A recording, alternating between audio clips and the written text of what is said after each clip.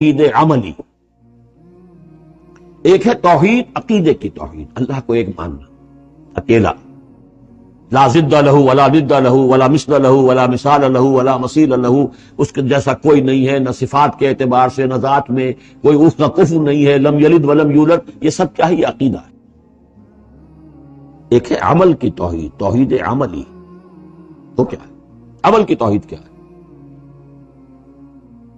توحید فی العالم عمل، اور جس کو کہ امام ابن تیمیہ رحمۃ اللہ علیہ نے ایک بڑی خوبصورت اصطلاح استعمال کی ہے، توحید فی الطلب، توحید فی العقیدہ، توحید فی الطلب، وہ طلب جو ہم پڑھ چکے ہیں سورہ حج میں، ضعف الطالب والمطلوب، یہ طالب و مطلوب کا جو ریلیشن شپ ہے، ہر انسان کا کوئی نہ کوئی مطلوب ہے، کوئی آئیڈیل ہے، کوئی آدرش ہے، کسی کے لیے وہ جی رہا ہے، کسی مقصد کے لیے۔ ایک انسانوں کی عظیم اکثریت ہے جو حیوانی سطح پر زندگی گزار رہے ہیں، جن کا کوئی مقصد زندگی ہے ہی نہیں، انسٹنکٹس، جیسے کہ حیوانات ہیں، پیٹ میں بھوک لگی ہے وہ کھائے گا، ادھر ادھر منہ مارے گا۔ اسی طریقے سے اس کا جنسی جذبہ، اس کا ایک نظام ہے، اس کے تحت ہی ہوتا ہے، اس میں جنسی جذبہ اس طرح کا بھی نہیں ہے کہ بعض انسان جو ہے وہ سور بن جاتے ہیں جنسی اعتبار سے، وہ نہیں ہے، ان کا ایک نظام ہے، بس انسٹنکٹ کے تحت ہے چل رہا۔ تو جو لوگ صرف اسی پر کھانا پینا، بچے پیدا کرنا، ان کو پال دینا، اگر یہ کام کر رہے ہیں، کوئی ان کی زندگی میں مقصد ہے ہی نہیں، تو وہ نرے حیوان ہے، انسان ہے ہی نہیں۔ اولئک کالانعام بل ھم اضل، وہ چوپایوں کے مانند ہے بلکہ ان سے بھی گائے گزرے ہیں۔ انسان کہلانے کا مستحق کم سے کم وہ شخص ہے کہ جس نے زندگی میں کوئی نہ کوئی مقصد معین کیا، کس لیے جینا ہے، کس لیے مرنا ہے، زندگی کاہے کے لیے؟ وہ مقصد تو کیا ہے اصل میں؟ تو کیا تھا؟ اپنے رب کو چاہو، اس سے محبت کرو، اس کو مطلوب بناؤ، تمہارا مطلوب صرف اللہ، لا مطلوب الا اللہ، لا مقصود الا اللہ، لا محبوب الا اللہ، یہ تھا جس کے لیے تمہیں جینا تھا، اسی کے لیے تمہیں مرنا تھا۔ ان صلاتی و نسکی و محیای و مماتی للہ رب العالمین۔ جس شخص کی یہ توحید نہیں ہے وہ عقیدے کی توحید لیے پھرے، عمل میں مشرک ہے، شرک فی العمل، جس کا تذکرہ پہلے بھی ہو چکا ہے، لیکن ان صورتوں میں اب ایک بڑے سیکوینس کے ساتھ آئے گی بات۔ ویسے وہ آیت ہم پڑھ چکے ہیں، ارأیت من اتخذ الہہ ہواہ فانت تکون علیہ وکیلا، اے نبی آپ نے اس شخص کو دیکھا جس نے اپنی خواہش نفس کو اپنا معبود بنا لیا، تو کیا آپ ایسے شخص کی ذمہ داری لیں گے؟ وہ کہتا تو ہے اپنے آپ کو میں موحد ہوں، اپنی خواہشات نفس، اپنے نفس کے کسی مطالبے کو پورا کر رہا ہے، یہ دیکھے بغیر کہ اللہ نے اس کو حلال کیا یا حرام کیا ہے، تو اس کا معبود تو اس کا نفس ہے، اللہ کہاں ہے؟ ہاں اللہ کے لیے بھی جا کے نماز پڑھ لیتا ہے، لیکن دوسری طرف وہ نفس کو اپنا معبود بنا کے شرک کر رہا ہے، کہتا ہے لا الہ الا اللہ، تعویذ وہ اس کے جو ہے باقاعدہ تسبیح کر رہا ہے، ضربے لگا رہا ہے، جبکہ اس کا معبود اس کا نفس ہے۔ اسی طریقے سے حدیث میں آیا تعیس عبد الدینار و عبد الدرہم، ہلاک ہو جائے یا ہلاک ہو گیا درہم و دینار کا بندہ، نام عبد الرحمن ہے، حقیقت میں عبد الدینار ہے، اس لیے کہ دینار کے لیے حلال اور حرام کی ساری اس نے تقسیم ختم کر دی ہے۔ ڈالر آئے، پیٹرول ڈالر آئے، کچھ اور آئے، دولت آئے، چاہے حلال سے آئے، حرام سے آئے، جائز سے آئے، ناجائز سے آئے، یہ تو پھر معبود کون ہوا؟ دولت۔ ہندو میں اور آپ میں فرق کیا ہے؟ ہندو نے دولت کی دیوی بھی بنا کر ایک رکھ لی ہے، وہ لکشمی بائی ہے ان کی، اس کو پوجتے ہیں، دنڈوت کرتے ہیں، اس کی کرپا ہو جائے گی تو دولت ہو جائے گی۔ ہم نے کہا ہٹاؤ اس تکلف کو، اس لکشمی بائی کو ہٹاؤ، سیدھے دولت کو پوجو، تو دولت کے پجاری تو ہم ہیں۔ یہ جو توحید ہے، توحید عملی، اس کا جو پہلا نقطہ ہے اللہ کی بندگی کی توحید، توحید فی العبادت، بندگی صرف اللہ کی، یعنی کل کی کل اطاعت اس کے لیے، باقی اطاعت اس کی اطاعت کے تابع۔ باپ کا حکم مانو، ہاں، جو شریعت کے خلاف نہ ہو مانو، ماں کا مانو، استاد کا مانو، حاکم کا مانو، جو حکم اللہ کے حکم کے منافی نہ۔ لا طاعت لمخلوق فی معصیت الخالق، مخلوق میں سے کسی کی اطاعت نہیں ہوگی جس سے کہ خالق کی معصیت لازم آ رہی ہے۔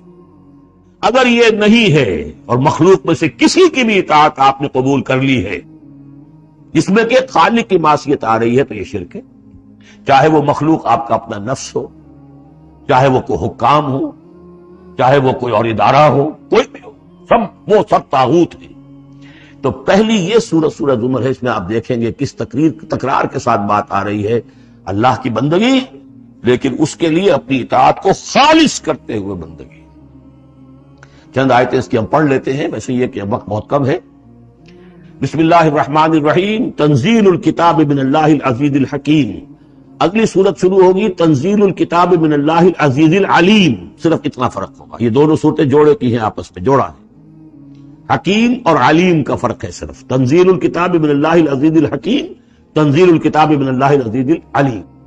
اور یہاں حامیم نہیں ہے، وہاں سے حامیم شروع ہو جائے گا. جیسے سورۃ الفرقان بغیر حروف مقطعات کے ہے، باقی ساتوں صورتیں جو تھی وہ ہم گن چکے ہیں وہ حروف مقطعات سے. اس کتاب کا اتارا جانا ہے اس اللہ کی طرف سے جو العزیز ہے، زبردست ہے، اور الحکیم ہے، کمال حکمت والا. انا انزلنا الیک الکتاب بالحق. اے محمد ہم نے آپ پر یہ کتاب اتاری ہے حق کے ساتھ. فاعبد اللہ مخلصا لہ الدین. اس بندگی کرو اللہ کی، اس کے لیے اپنی اطاعت کو خالص کرتے. بندگی ہو رہی ہے، نمازیں پڑھی جا رہی ہیں، عمرے ہو رہے ہیں، حج ہو رہے ہیں، یہ ہو رہا ہے، وہ ہو رہا ہے، اور طاغوت کی اطاعت بھی ہو رہی ہے، حرام خوری بھی ہو رہی ہے. جو کچھ سارا کچھ چل رہا ہے ہماری زندگیوں کے اندر، سودی لین دین بھی ہو رہا ہے، وہ سب کیا ہے؟ یہ تو خالص بندگی تو نہ ہوئی اللہ کی. یہ تو بڑی پالیوٹڈ ہے، اس کے اندر تو بڑی بڑی گندگیاں شامل ہیں. فاعبد اللہ مخلصا لہ الدین. اس کے لیے اپنی اطاعت کو خالص کر. الا للہ الدین الخالص. آگاہ ہو جاؤ، اللہ کے ہاں قبول ہے صرف وہ اطاعت جو خالص ہو. کچھ آدھی اللہ کی آدھی کسی اور کی دفع کرو، وہ آدھی یہ بھی اسی کو دے دو. اللہ پر غیور ہے، وہ قبول نہیں کرتا. میرے بننا تو پورے میرے بنو. یا ایھا الذین آمنوا ادخلوا فی السلم کافہ. اسلام میں داخل ہونا پورے کے پورے آنا پڑے. اور اگر تم نے یہ کیا افتؤمنون ببعض الکتاب وتکفرون ببعض، ہماری کتاب کے ایک حصوں کو مانا، ہماری شریعت کے بعض احکام کو مانا اور بعض کو ٹھکرا دیا، پاؤں تلے رون دیا. فما جزاء من يفعل ذلك منكم الا خزي في الحیاۃ الدنیا ویوم القیامۃ یردون الی اشد العذاب. تو جو لوگ یہ طرز عمل اختیار کریں گے ان کی سزا اس کے سوا کچھ نہیں کہ دنیا کی زندگی میں ذلیل و خوار کر دیے جائیں اور قیامت کے دن شدید ترین عذاب میں جھونک دیے جائیں. تو دنیا کی رسوائی تو ہمارے سامنے، ہمارے ماتھے پر لکھی ہوئی ہے. 150 کروڑ یا 130 کروڑ دنیا میں ہوتے ہوئے عزت نام کی کچھ ہے ہمارے پاس نہیں. جو بھی بین الاقوامی معاملات ہیں ان میں کوئی ہم سے کوئی رائے لیتا ہی نہیں. الا للہ الدین الخالص. آگاہ ہو جاؤ کہ اللہ کے ہاں مقبول اگر ہوگا تو دین خالص. والذین اتخذوا من دونہ اولیاء. اور وہ لوگ جنہوں نے اللہ کے سوا کچھ اور کو اولیاء بنایا ہوا ہے. ما نعبدهم الا لیقربونا الی اللہ زلفیٰ. کہتے ہیں ہم نہیں ان کو نہیں پوچھتے، ہم تو صرف اللہ ہی کو پوچھتے ہیں. ان کو صرف اس لیے پوچھتے ہیں کہ یہ ہمیں اللہ سے قریب کر دیں گے، یہ ہمارے یہ وسیلے ہیں، ان کے ذریعے سے ہم اللہ کے قریب ہو جائیں گے، اس لیے پوچھتے ہیں. ان اللہ یحکم بینہم فیما ہم فیہ یختلفون. یقیناً اللہ تعالیٰ فیصلہ کر دے گا ان کے مابین ان تمام چیزوں میں جن میں اختلاف کر رہے ہیں. ان اللہ لا یہدی من ہوا کاذب کفار. اللہ تعالیٰ ہرگز ہدایت نہیں دیتا ان کو جو جھوٹے ہوں اور ناشکر کفار. لو اراد اللہ ان یتخذ ولدا لاصطفى مما يخلق ما يشاء سبحانہ. اگر اللہ کا واقعی ارادہ ہوتا کہ وہ کسی کو اولاد بنائے تو ٹھیک ہے، اپنے جو مخلوق ہے ان میں سے جس کو چاہتا چن لیتا. لیکن اس کے ہاں اولاد کا تو تصور نہیں ہے، اس کی اولاد تو ہے ہی نہیں. ایک خالق ہے، باقی سب مخلوق ہے. تو فرشتے بھی مخلوق ہیں. اللہ کو ضرورت کیا پڑی ہے کسی کو اپنا بیٹا بنانے کی یا بیٹی بنانے کی. سبحانہ، وہ پاک ہے. هو اللہ الواحد القہار. وہ تو اللہ ہے، اکیلا ہے، قہار ہے، اور خود چھایا ہوا ہے کل کائنات کے اوپر، کل تخلیق، کل مخلوقات کے اوپر اس کی حکومت قائم ہے. بارک اللہ لی ولکم فی القرآن العظیم ونفعنی وإیاکم بالآیات والذکر الحکیم.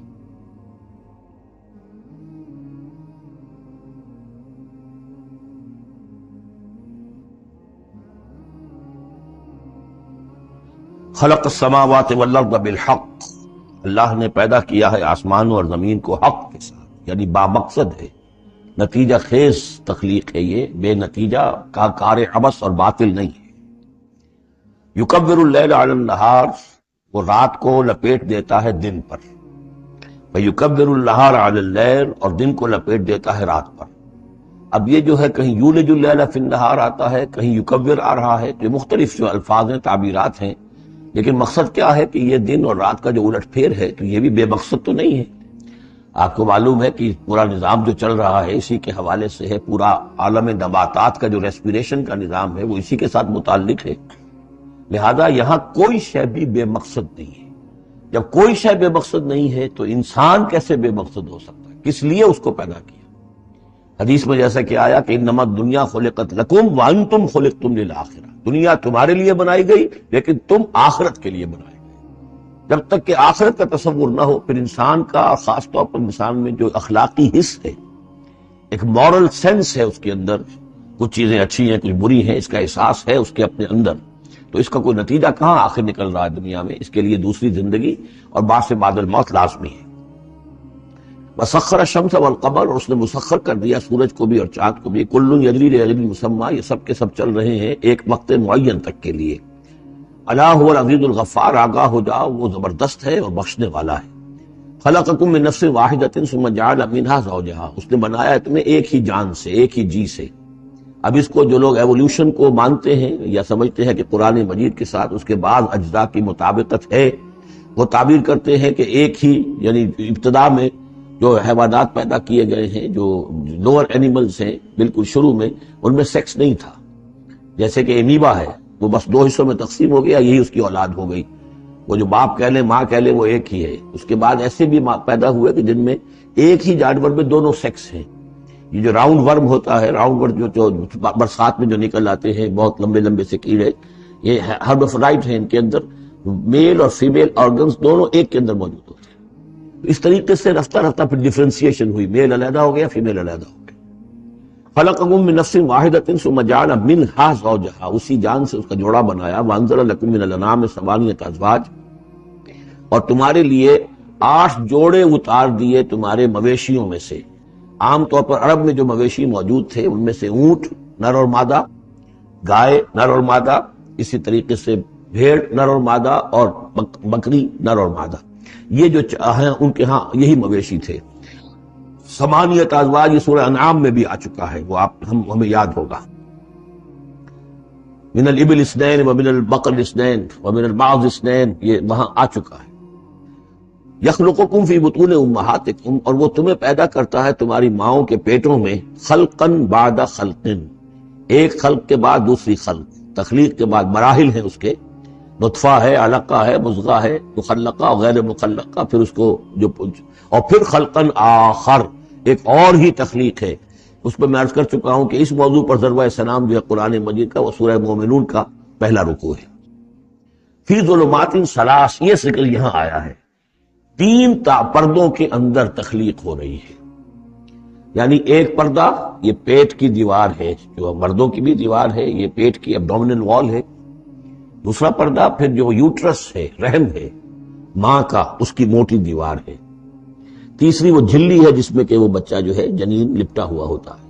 اب دیکھیے یہ بھی ظاہر بات ہے، اس وقت جو ہے جینیٹکس بھی نہیں پڑھائے گئے تھے، نہ یہ پڑھائی گئی تھی ایمبریولوجی، کچھ بھی نہیں تھا، لیکن فی ظلمات ثلاث، یہی وجہ ہے جو میں نے آپ کو بار بار بتایا ہے کہ کیتھل مور جو کہ ایمبریولوجی پر اس وقت دنیا کی سب سے بڑی اتھارٹی سمجھا جاتا ہے، اس نے مانا ہے کہ قرآن مجید میں جس طریقے سے یہ بیان ہوا ہے واقعتاً حیران کن ہے۔ تو 3 پردوں کے اندر اللہ جیسا چاہتا ہے بنا رہا ہے، اس کا منہ قلم تو اللہ ہی کر رہا ہے، شکل بنا رہا ہے اس کی جو بھی کر رہا ہے، اب ہم اس کو تشبیہ تو نہیں دے سکتے، لیکن اللہ بنا رہا ہے۔ یخلقکم فی بطون امہاتکم، وہ بناتا ہے، تخلیق کرتا ہے تمہاری ماؤں کے پیٹوں میں، خلقن بعد خلقن، ایک طرح سے دوسری طرح، ایک درجے کے بعد دوسرا درجہ، فی ظلمات ثلاث، 3 اندھیروں میں۔ ذالکم اللہ ربکم، وہ ہے اللہ تمہارا رب، لہ الملک، بادشاہی بھی اسی کی ہے، لا الہ الا هو فانا تصرفون، اس کے سوا کوئی معبود نہیں ہے، تو کدھر پھرائے جا رہے ہو۔ ان تکفروا فإن اللہ غنی عنکم، اگر تم کفران نعمت کرتے ہو، کفر کرتے ہو، تو اللہ غنی ہے، اسے تمہاری کوئی ضرورت نہیں ہے، احتیاج نہیں ہے، یہ نہ سمجھو کہ اس کی سلطنت میں کوئی کمی آ جائے گی۔ ولا یرضی لعبادہ الکفر، لیکن وہ اپنے بندوں سے کفر پر راضی نہیں ہے، اختیار تو اس نے دیا ہے، اما شاکرا و اما کفورا، چاہو تو شکر گزار بندے بنو، چاہو کفران نعمت کے روش اختیار کرو، چوائس از یورس، لیکن یہ جان لو اللہ راضی نہیں ہے کفر پر، راضی وہ ہوتا ہے وَإِن تَشْكُرُوا يَرْضَهُ لَكُمْ، اگر تم اس کا شکر کرو، اس کی تعریف کرو، اس کی بندگی کرو، پھر وہ تم سے راضی ہوگا۔ وَلَا تَزِرُ وَازِرَةٌ وِزْرَ أُخْرَىٰ، اور نہیں اٹھائے گی کوئی اٹھانے والی جان کسی دوسری جان کے بوجھ کو۔ ثُمَّ إِلَىٰ رَبِّكُمْ مَرْجِعُكُمْ، پھر تمہارا لوٹنا ہے اب تمہارے رب ہی کی طرف، فَيُنَبِّئُكُم بِمَا كُنتُمْ تَعْمَلُونَ، پھر وہ تمہیں بتا دے گا، متنبع کر دے گا جو کچھ کہ تم کرتے رہے تھے۔ انہ علیم بذات الصدور، یقیناً وہ جاننے والا ہے سینوں کے اندر چھپی ہوئی باتوں کا بھی، جو راز ہیں تمہارے سینوں میں۔ وَإِذَا مَسَّ الْإِنسَانَ ضُرٌّ دَعَا رَبَّهُ مُنِيبًا إِلَيْهِ، اور جب انسان کو کوئی تکلیف پہنچتی ہے وہ اپنے رب کو پکارتا ہے، دعائیں کرتا ہے اس کی طرف رجوع کرتے ہوئے۔ ثم اذا خوله نعمتا منه، اور جب اللہ تعالیٰ اس کو اڑا دیتا ہے، اس کے گرد اپنی نعمت کا خول لے آتا ہے، خوله اسے لپیٹ لیتا ہے اپنی نعمت میں، نسی ما کان یدعو الیہ من قبل، تو جو پہلے وہ جس چیز کے لیے اللہ سے دعائیں کر رہا تھا سب بھول جاتا ہے۔ وجعل للہ اندادا، اور اس سے بھی بڑھ کر جو کرتا ہے شرارت وہ یہ ہے کہ اللہ کے مدے مقابل ٹھہرا لیتا ہے، لیضل عن سبیلہ، تاکہ بہکائے لوگوں کو اس کے راستے سے۔ قل تمتع، تو اللہ تعالیٰ کی طرف فرمایا جا رہا ہے نبی کہہ دیجئے اٹھا لو کچھ دنیا کے کچھ جو مزے ہیں وہ لوٹ لو، بے کفر کا، اپنے کفر کے ساتھ، قلیلاً، لیکن بہت کم، چند دن کی زندگی ہے، اس میں جو تمہیں عیاشی کرنی ہے کر لو۔ انک من اصحاب النار، پھر مستقل طور پر تو تم آگ والے ہو، تمہیں آگ کے اندر جھونکا جائے گا۔ امن ہوا قانت آناء اللیل ساجدا وقائما یحذر الآخرۃ ویرجو رحمت ربہ، اس صورت میں یہ خاص اسلوب کئی مرتبہ آئے گا کہ ایک چیز کو، ایک جملے کو آگے نامکمل چھوڑ دیتے ہیں کہ اسے خود انسان پر کرے، فل ان دی بلینک، وہ خود بخود اس کے اندر مقدر تو ہے لیکن اس کو واضح طور پر نہیں کیا جاتا۔ مثلا اس کی مثال، اور یہ کئی دفعہ آئے گا اسلوب۔ اب من ہوا قانت آناء اللیل، بھلا وہ شخص کہ جو کھڑا رہتا ہے، بندگی کرتا ہے رات کے وقت بھی، ساجدن وقائما، کبھی سجدے میں پڑا ہوا ہے کبھی کھڑا ہوا ہے، یحذر الآخرۃ، جو آخرت سے ڈرتا رہتا ہے، وہ یرجو رحمت ربہ، اور ساتھ ہی اپنے رب کی رحمت کا امیدوار بھی ہے، بس آگے کچھ نہیں۔ وہ مراد کیا ہے؟ کیا بھلا یہ شخص کمن ہوا غافل، کیا برابر ہو جائے گا اس کے کہ جو غافل ہے؟ بھلا وہ شخص جس کی کیفیت یہ ہے کہ وہ فرما بردار ہے، راتوں کے اوقات میں بھی، سجدے میں بھی، اور کھڑے ہو کر بھی اللہ کی بندگی کرتا ہے، آخرت کا خوف اس کے دل میں ہے، لیکن اپنے رب کی رحمت کی امید بھی ہے۔ کمن ہوا غافل، کیا وہ شخص برابر ہو جائے گا اس کے کہ جو غافل ہے؟ قل، کہہ دیجئے، حل یستوی الذین یعلمون والذین یعلمون، کیا برابر ہو سکتے ہیں وہ لوگ جو علم رکھتے ہیں اور وہ کہ جو علم نہیں رکھتے؟ انما یذکر اولو الالباب، حقیقی نصیحت اور سبق تو حاصل وہی کرتے ہیں کہ جو عقل مند لوگ ہیں۔ قل یا عبادی الذین آمنوا، دیکھیے پھر آگے آئیے، سیدھا یا ایھا الذین آمنوا نہیں ہے، یہ مکی صورت ہے۔ قل یا عبادی الذین آمنوا، کہہ دیجئے اے نبی، اے میرے وہ بندو جو مجھ پر ایمان لائے ہو، اتقوا ربکم، اپنے رب کا تقوی اختیار کرو، جن چیزوں سے اس نے روک دیا رک جاؤ، اور تمہارے اندر اس کی رضا جوئی رہنی چاہیے۔ للذین احسنوا فی ہذہ الدنیا حسنہ، جو لوگ نیکی کی راہ پر روش اختیار کریں گے، احسان کی روش اختیار کریں گے، ان کے لیے اس دنیا میں بھی بھلائی ہے۔ وارض اللہ واسع، اور زمین اللہ کی بڑی وسیع ہے۔ اگر یہاں رہتے ہوئے تمہارے لیے توحید پر کاربند رہنا ممکن نہیں ہے تو ہجرت کرو۔ انما یوفی الصابرون اجرہم بغیر حساب، یقیناً صابروں کو، صبر کرنے والوں کو ان کا اجر پورا پورا دے دیا جائے گا۔ یوفا بھی ہے، پورا دے دیا جائے گا، پھر بغیر حساب بھی، اس کا مطلب ہے مزید فضل جو ہوگا وہ بغیر حساب ہوگا، اس میں کسی حساب کا سوال نہیں۔ قل انی امرت، اب دیکھیے پھر وہ جو شروع کا مضمون تھا یہ اس صورت کا عمود ہے، کس طرح بار بار آئے گا اب۔ قل انی امرت ان اعبد اللہ مخلصا لہ الدین، کہہ دیجئے اے نبی مجھے حکم ہوا ہے کہ میں اللہ کی بندگی کروں، اس کے لیے اپنی اطاعت کو خالص کرتے ہیں۔ یہاں میں چاہتا ہوں تھوڑی سی وضاحت کر دوں۔ دیکھیے عبادت کے آپ یوں سمجھیے کہ ایک عبادت کا ظاہر ہے اور ایک عبادت کی اصل حقیقت ہے، پھر یہ کہ ایک اس حقیقت میں بھی ایک روح ہے اور ایک اس کا جسد ہے، ایک اس کے رسومات ہیں۔ رسم کہتے ہیں کسی شے کی ظاہری شکل۔ عبادت کی رسم جس کو مراسم عبادت کہتے ہیں، یہ مراسم عبودیت کیا ہیں؟ جس کی آپ عبادت کرتے ہیں، اس کے سامنے جھکتے ہیں، اس کے سامنے ادب کے ساتھ کھڑے رہتے ہیں، اس کے کچھ حمد کے ترانے گاتے ہیں، اس کے سامنے سجدہ کرتے ہیں، ان کو ہم کہیں گے مراسم عبودیت۔ رسم کہتے ہیں کسی چیز کی ظاہری شکل، یہ حروف ہے، اور یہ رسم جو ہے رسم الخط، اسی طرح یہ قرآن اور یہ اس کا رسم عثمانی ہے، اس کا لکھا ہوا جانا جیسے کہ یہ رسم ظاہر ہے۔ تو ایک تو یہ چیزیں ہیں عبادت، جسے دنیا میں سمجھا جاتا ہے عبادت، یہ مراسم عبودیت ہے۔ اصل عبادت جو ہے اس کا بھی ایک جسد ہے اور ایک روح ہے۔ جسد کیا ہے؟ اطاعت، جس کی عبادت ہے کلی اطاعت، اطاعت ہمہ وقت اطاعت، غلامی، اب اس کے معنی ہے غلام۔ چنانچہ یہ دو دفعہ ہم پڑھ چکے ہیں کہ فرعون نے کہا تھا بنی اسرائیل کے بارے میں قومہما لنا عابدون، یہ جو ہارون اور موسیٰ کی قوم ہے وہ تو ہماری غلام قوم ہے۔ اور ظاہر بات ہے وہ پرستش نہیں کرتے تھے، وہ قبطیوں کو پوجتے نہیں تھے، وہ ان کی نماز نہیں پڑھتے تھے، وہ ان کو سجدہ نہیں کرتے تھے معاذ اللہ، لیکن غلامی جو ہے اصل شے، اطاعت یہ تو اصل جسم ہے، اصل عبادت کا جو ہے جسم، جسد جو ہے وہ ہے اطاعت۔ لیکن جو چیز اس اطاعت کو غلامی سے آگے بڑھ کر عبادت بنا دیتی ہے وہ اس کی روح ہے، روح محبت۔ جس ہستی کی اطاعت محبت کے ساتھ کی جائے گی وہ عبادت ہو جائے گی۔ ایک جبرن اطاعت کی جا رہی ہے۔ اب جیسے کہ انگریز کی ہم اطاعت کرنے پر مجبور تھے، ہم اطاعت کر رہے تھے، عبادت نہیں کر رہے تھے، لیکن اطاعت کر رہے تھے۔ لیکن کسی کی محبت کے جذبے سے سرشار ہو کر اطاعت کی جائے گی تو وہ عبادت بن جائے گی۔ تو اللہ کی عبادت کے لیے جو بھی ڈیفینیشن اس کی امام ابن تیمیہ اور حافظ ابن قیم، استاد اور شاگرد دونوں کی ہے، وہ یہ ہے کہ اس کے دو اجزاء ہیں۔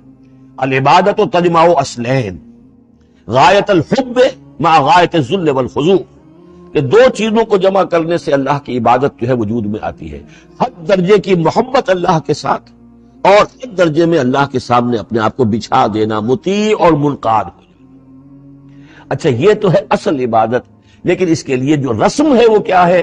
کبھی کبھی کھڑے ہو کر، کبھی سلیوٹ کر لینا ہے، کبھی ہاتھ جوڑ دینا ہے۔ اب ہندوؤں کے ہاں ہاتھ جوڑنا ہے، یہ ان کے ہاں کی رسم ہے۔ قنوت ہے، ہمارے ہاں قنوت ہے، ادب کے ساتھ کھڑے ہونا ہے، کہیں جھک جانا ہے، رکوع کرنا ہے، کہیں سجدہ کرنا ہے، حمد کے ترانے جو ہے پڑھ رہے ہیں، تسبیح کر رہے ہیں، یہ اس کے مراسم عبودیت ہے۔ عبادت اصل کیا ہے؟ اطاعت کلی، اللہ کی محبت سے سرشار۔ تو اس صورت کا جو عمود ہے وہ یہ ہے کہ اللہ کی عبادت کرو، اس کے لیے اپنی اطاعت کو خالص کرتے۔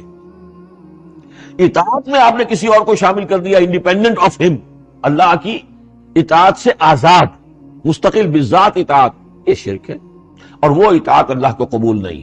وہ منہ پر دے مارے گا، یہ مجھے 25% اطاعت نہیں چاہیے آپ کی، آپ لیجئے اپنے سر پاس رکھیے، مجھے تو چاہیے 100%۔ ادخلوا فی السلم کافہ۔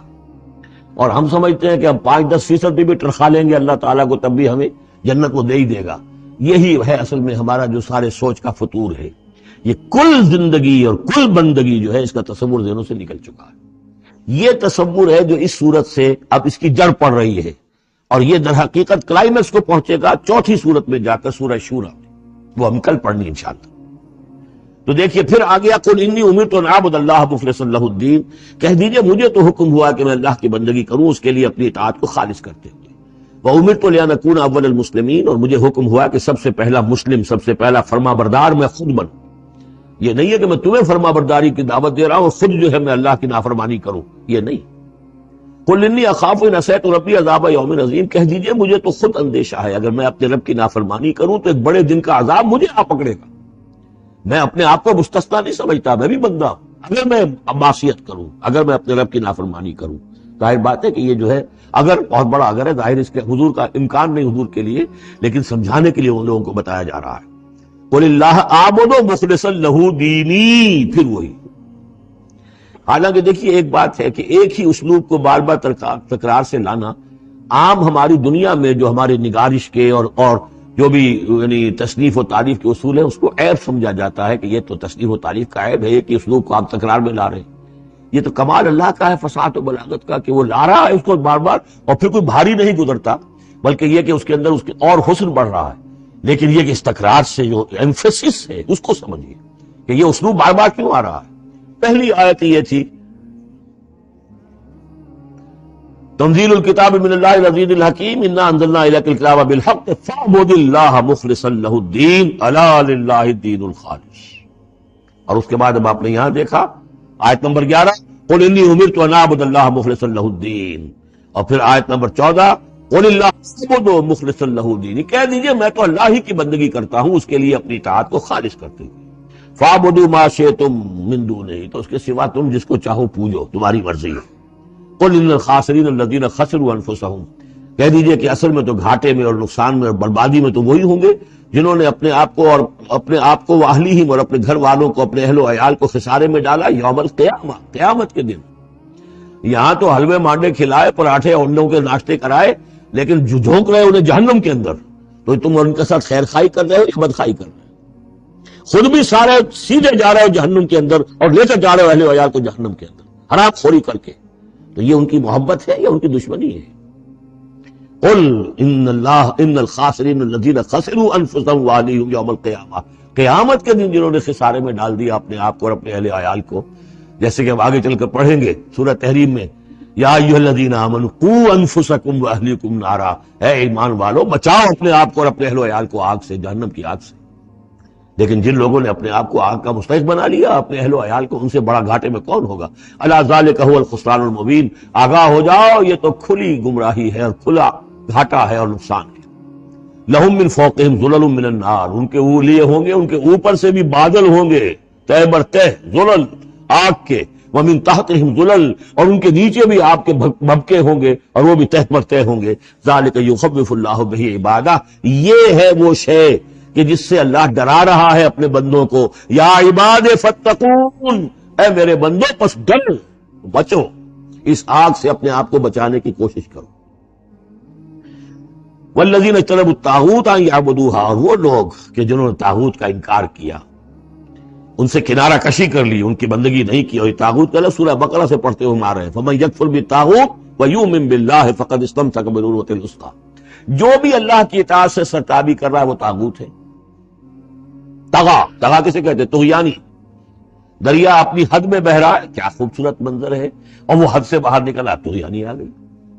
یہ انسان اللہ کی بندگی کی حد میں رہے، بہت اچھا ہے، اللہ کا خلیفہ ہے، اشرف المخلوقات ہے، اور بڑھ گیا آگے اور اللہ کی حدود کے اندر داخل ہو گیا، اپنے نفس کو بنا لیا مطاع یا کسی اور کو بنا لیا مطاع، خود حکیم بن بیٹھا یا کسی اور کی حاکمیت کا قائل ہو گیا اللہ سے آزاد ہو کر، تباہی ہے، بربادی، وہ طاغوت ہے۔ تو جن لوگوں نے بھی کنارہ کشی کر لی اس سے کہ وہ طاغوت کی بندگی کریں، وَأَنَابُوا إِلَى اللَّهِ، اور انہوں نے رخ کر لیا اپنا اللہ کی طرف، رجوع کر لیا اللہ کی جانب، لَهُمُ الْبُشْرَى، ان کے لیے بشارت ہے، فَبَشِّرْ عِبَادِ، تو اے نبی میرے ایسے بندوں کو بشارت دے دیجئے، اللہم ربنا اجعلنا منہم۔ یہ جو اب اگلی آیت آ رہی اس کو غور سے سنیے، فَبَشِّرْ عِبَادِ الَّذِينَ يَسْتَمِعُونَ الْقَوْلَ فَيَتَّبِعُونَ أَحْسَنَهُ، جو لوگ کے کلام سنتے ہیں، بات سنتے ہیں، اور پھر جو اس کا بہترین رخ ہوتا ہے، بہترین پہلو ہوتا ہے، اس کی پیروی کرتے ہیں۔ یعنی یہ کہ دین جس کی طرف کہ اللہ تعالیٰ تمہیں بلا رہا ہے، اس کے بھی درجے ہیں۔ ایک درجہ ہے صرف اسلام کا، ایک اس سے اونچا درجہ ہے ایمان، ایک سب سے اونچا درجہ ہے احسان، واللہ یحب المحسنین۔ تو اچھے سے اچھے درجے کی طرف جانے کی کوشش کرو۔ ہمارا معاملہ کیا ہے؟ دنیا میں تو ہم سمجھتے ہیں کہ اچھی سے اچھی، بہتر سے بہتر ہے، جستجو کہ خوب سے ہے خوب تر کہاں، اور دین میں ہم کہتے ہیں ذرا اور کم پر بھی گزارا ہو جائے، کہیں اور تھوڑی رعایت کر کے پیچھے چلے جائیں، پاس ہو جائیں کسی طرح، کم سے کم کے لیے۔ یہ ہے در حقیقت جو کہ برعکس روش ہونی چاہیے، فَيَتَّبِعُونَ أَحْسَنَهُ، عزیمت کا راستہ اختیار کرو، بہتر سے بہتر کے لیے ایم ہائی، دین کے معاملے میں بھی اپنا ارادہ جو رکھو اونچا رکھو۔ یستمعون القول، جو بات سنتے ہیں، فیتبعون احسن، جو اس کی احسن ترین، جو اس کے اندر جو پہلو ہے اس کا اتباع کرتے ہیں۔ اولئک الذین ہداہم اللہ، یہ ہیں وہ لوگ جنہیں اللہ نے ہدایت دی ہے، واولئک هم اولو الالباب، اور یہی وہ لوگ ہیں کہ جو اولو الالباب ہیں، ہوش مند ہیں، عقل مند ہیں۔ افمن حق علیہ کلمۃ العذاب، اب یہاں پھر وہی آ گیا، بھلا وہ شخص کہ جو مستحق ہو چکا ہے، جس پر لاگو ہو چکی ہے عذاب کی بات، یعنی جو مستحق ہو گیا عذاب کا، اس کے بعد کیا پھر چھوڑ دیا گیا، کمن ہوا فی الجنہ، کیا وہ برابر ہو جائے گا اس شخص کے کہ جو جنت میں جانے والا ہے؟ یہ گویا کہ یہاں پر محذوف ہے۔ افانت تنقذ من فی النار، تو اے نبی کیا آپ اس کو نکال سکیں گے آگ سے؟ اس کے اوپر تو اللہ کی طرف سے وہ قانون عائد ہو گئے، دفعہ لگ چکی، جیسے آپ کہتے ہیں اس پر تو دفعہ 302 لگ گئی، تو جن لوگوں پر وہ دفعہ لگ چکی ہے اللہ تعالیٰ کی طرف سے کہ یہ لوگ اس مقام کو پہنچ گئے، پوائنٹ آف نو ریٹرن کو، کہ اب ان کے دلوں پر مہر کر دی گئی، اب یہ ایمان نہیں لائیں گے، تو ان کو اے نبی آپ ان کو اب آگ سے نکال نہیں سکتے۔ لیکن الذین اتقوا ربہم، لیکن وہ لوگ کہ جو لوگ اللہ کا تقوی اختیار کریں گے، لہم غرف من فوقہا غرف مبنیہ، ان کے لیے تو بالا خانے ہوں گے، ان کے اوپر اور بالا خانے ہوں گے ایک دوسرے کے اوپر۔ اللہ تعالیٰ جنت کے اسکائی اسکریپرز دے گا، جیسے کہ آج آپ دیکھتے ہیں 102 منزلیں اور 110 منزلیں چلی جا رہی ہیں، تو غرف من فوقہا غرف، بالا خانے اور بالا خانوں پر بالا خانے، مبنیہ جو چنے ہوئے ہوں گے ایک دوسرے کے اوپر، تجری من تحت الانہار، ان کے دامن میں ندیاں بہتی ہوں گی۔ وعد اللہ، یہ اللہ کا وعدہ ہے جو ہو چکا، لا یخلف اللہ المیعاد، اللہ تعالیٰ اپنے وعدے کی خلاف ورزی نہیں کرتا۔ الم تر ان اللہ انزل من السماء ماء، کیا تم نے دیکھا نہیں کہ اللہ نے اتارا آسمان سے پانی، فسلکہ ینابیع فی الارض، پھر اس کو چلا دیا چشموں کی شکل میں زمین میں، ثم یخرج بہ زرعا، پھر انہی کے ذریعے سے نکالتا ہے، اس کے ذریعے سے نکالتا ہے وہ کھیتی کو، مختلف الوانہ، جس کے رنگ ہیں مختلف، ثم یہیج، پھر وہ کھیتی جو ہے تیار ہو جاتی ہے، بڑی اس کے شان و شوکت ہوتی ہے، فتراہ مصفرا، پھر دیکھتے ہو کہ وہ زردی مائل ہو گئی، ثم یجعلہ حطاما، پھر وہ کھیتی کٹ گئی اور اب یوں سمجھیے کہ وہاں خاک اڑ رہی ہے، یا یہ کہ توڑی کے کوئی تنکے کہیں کہیں پڑے ہوئے نظر آ جائیں گے، چورا ہو گئی۔ ان فی ذلک لذکر لأولی الالباب، اسی کے اندر ہے یاد دہانی اور سبق ہوش مند لوگوں کے لیے کہ یہی معاملہ تمہارا ہے۔ جب تم پیدا ہوتے ہو تو جیسے کھیتی نئی نئی اپجتی ہے تو کسان کتنا خوش ہوتا ہے، کسی کے یہاں بیٹا پیدا ہوا کتنی خوشی ہو رہی ہے، اس کی آمد کو جو ہے سیلیبریٹ کیا جا رہا ہے، پھر وہ جوانی کو پہنچتا ہے، پھر اس کے بالوں میں سفیدی آئی، اعصاب جو ہے اور جو قوا کمزور پڑے، اور پھر اس کے بعد وہ قبر میں اتار دیا گیا، مٹی ہو کر مٹی میں پھر مل گیا۔ تو یہ life cycle, human life cycle, بس یہ ہے کہ یہ 50 60 30 40 برس کا ہے، وہ چند مہینے کے اندر اندر سب کچھ ہو جاتا ہے، سائیکل وہی ہے، وہ بھی لائف ہے یہ بھی لائف ہے۔ The plant life and animal life, biology کی یہ دو شاخیں ہیں، باٹنی ہے تو biology, life the science of life, اس کے دو حصے ہیں، باٹنی ہے، زوالوجی ہے، حیوانات کی لائف اور نباتات کی لائف۔ افمن شرح اللہ صدرہ، پھر وہی حذف کا موضوع کا اسلوب آ رہا ہے، افمن شرح اللہ صدرہ للاسلام وہو علی نور من ربہ، بھلا وہ شخص کہ جس کے سینے کو اللہ نے کھول دیا ہو اسلام کے لیے، اور وہ اپنے رب کی طرف سے نور پر ہے، اندرونی بصیرت اس سے حاصل ہے، اندر اس کا جگمگا رہا ہے اللہ کے ایمان کے ذریعے سے، اور جو بصیرت اللہ نے اسے عطا کر دی ہے۔ اب پھر آگے اس کو چھوڑ دیا گیا، کیا مطلب ہے؟ افمن شرح اللہ صدرہ للاسلام فہو علی نور من ربہ، جو اپنے رب کی طرف سے نور کے پر ہے، کمن ہوا فی الظلمات، کیا وہ اس شخص کے مانند ہو جائے گا جو اندھیروں میں بھٹک رہا ہے؟ لیکن نہیں، اس کو یہاں درج نہیں کیا۔ فویل للقاسیۃ قلوبہم، تو ہلاکت اور بربادی ہے ان لوگوں کی جن کے دل سخت ہو چکے ہیں من ذکر اللہ کے ذکر سے، یعنی اتنے سخت ہو چکے ہیں کہ ان میں گداز ہی نہیں ہے، ان میں اللہ کے لیے کوئی شوق ہی نہیں ہے، اللہ کو یاد کرنے کا کوئی ذوق ہی نہیں ہے، ان کے دل سخت ہو چکے ہیں، ان کے لیے ہلاکت اور بربادی ہے۔ اولئک فی ضلال مبین، یقیناً یہ لوگ ہیں کھلی گمراہی میں بھٹکے ہوئے۔ اللہ نزل احسن الحدیث کتابا متشابہا، اللہ نے اتاری ہے بہترین حدیث۔ اصل میں ہمارے ہاں یہ لفظ حدیث جو ہے اس کے ایک ہی معنی لوگوں کو معلوم ہے، حدیث قرآن ہے، حدیث ہے، حدیث سے مراد ہے حدیث رسول صلی اللہ علیہ وسلم۔ قرآن مجید میں کہیں حدیث کا لفظ حدیث رسول کے لیے نہیں آیا، ایسے حدیث کا لفظ صحیح ہے، حدیث رسول ہے، وہ اس میں کوئی شک نہیں، لیکن ہمیں جاننا چاہیے قرآن کی اصطلاح کیا ہے۔ بہترین حدیث قرآن ہے، فبأي حدیث بعدہ یؤمنون، اس قرآن کی جیسی حدیث کے آنے کے بعد اب اور کس چیز پر ایمان لائیں گے؟ تو یہاں پر بھی لفظ حدیث آ رہا ہے، اللہ کا کلام ہے یہ، تو اللہ نزل احسن الحدیث، اللہ نے بہترین بات نازل فرمائی ہے، بہترین کلام نازل فرمایا ہے، کتاباً، کتاب کی صورت میں، متشابہاً، اس کے مضامین بہت متشابہ ہیں۔ اب جیسے ہم دیکھ چکے ہیں کہ 7 جگہ تو قصہ آدم و ابلیس آ رہا ہے، حالانکہ اس میں ہر جگہ کوئی نہ کوئی نئی بات ہے، کچھ نہ کوئی فرق ہے، لیکن یہ کہ 7 جگہ آ رہا مشابہ تو ہے نا۔ قرآن کو جو شخص پڑھ رہا ہے اگر ایک ہفتے میں وہ ختم کرتا ہے تو گویا کہ ہر ہفتے اسے کہیں نہ کہیں وہ آدم و ابلیس کا تذکرہ جو ہے وہ مل جائے گا ہر روز میں۔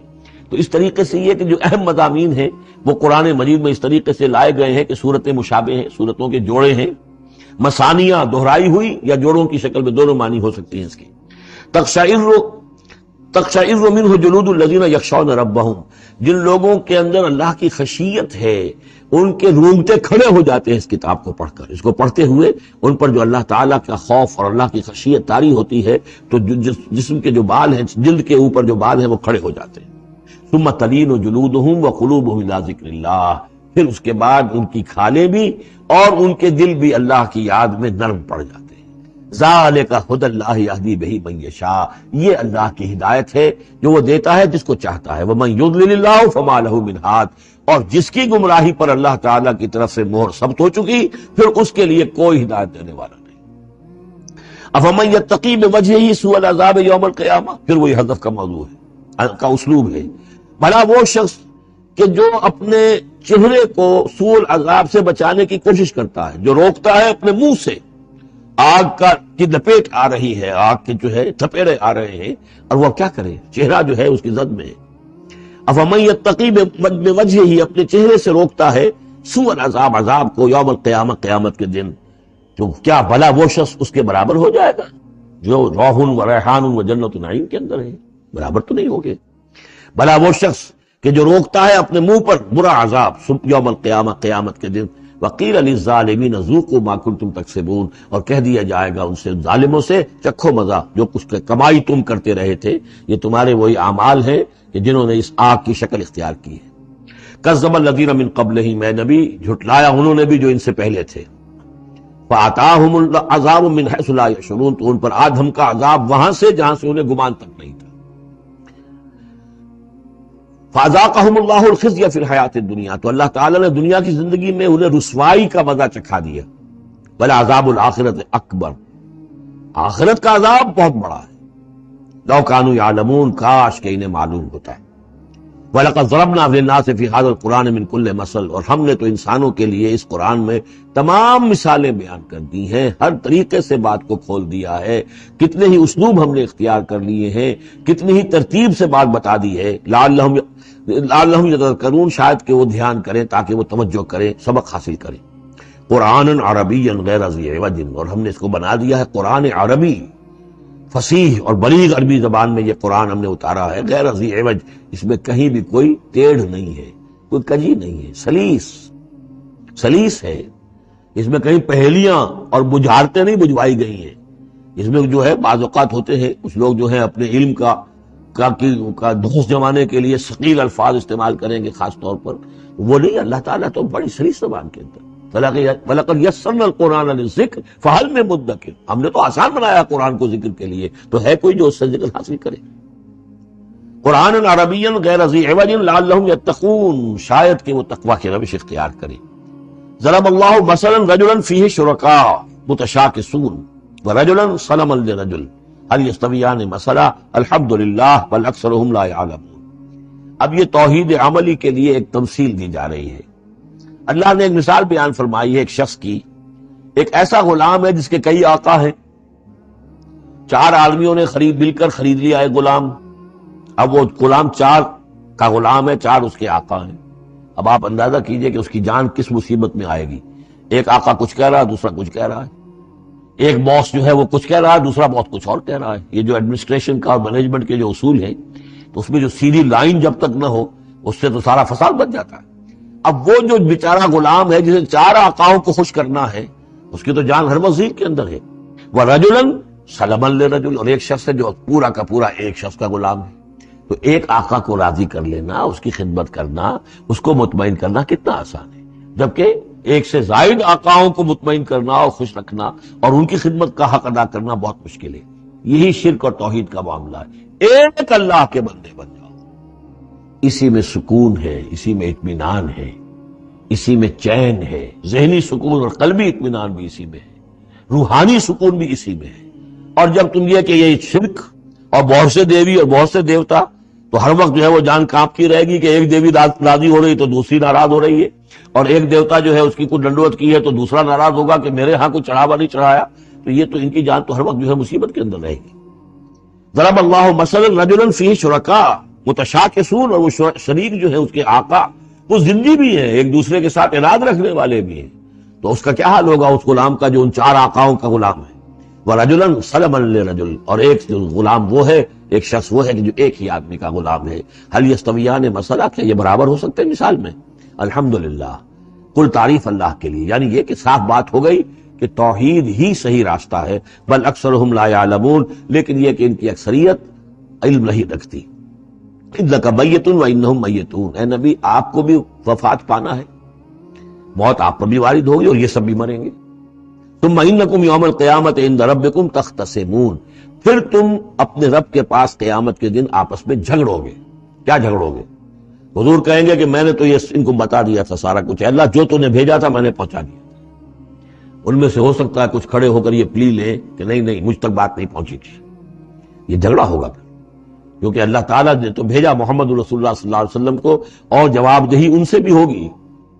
سورہ اعراف کی آیت نمبر 6 بڑے اہم آیات میں سے ہے وہ قرآن مجید کے.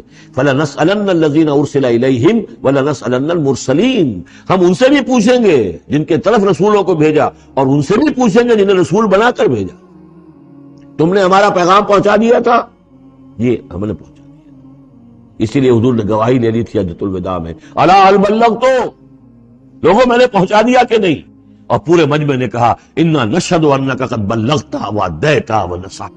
ہاں حضور ہم گواہ ہیں، آپ نے حق تبلیغ ادا کر دیا، حق خیر خواہی ادا کر دیا، اور آپ نے حق امانت ادا کر دیا. پھر آپ نے اللہ کی سے خطاب کرتے ہوئے آسمان سے بھی اشارہ کیا، انگلی سے اشارہ کیا آسمان کی طرف، اللہم اشہد، اللہم اشہد، اللہ تو بھی گواہ ہے، یہ مان رہے ہیں کہ میں نے پہنچا دیا.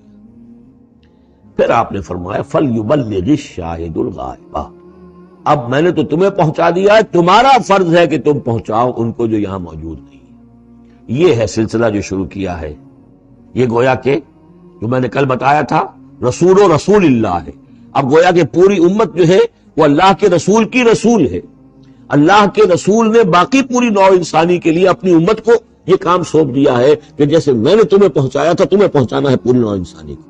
تو پوری امت گویا کہ رسول و رسول اللہ ہے، اللہ کے رسول کی رسول، کہ اللہ نے بھیجا محمد کو، اور محمد نے وہ ذمہ داری ان کے اپنے کندھے سے ان کے کندھوں پر منتقل کر دی.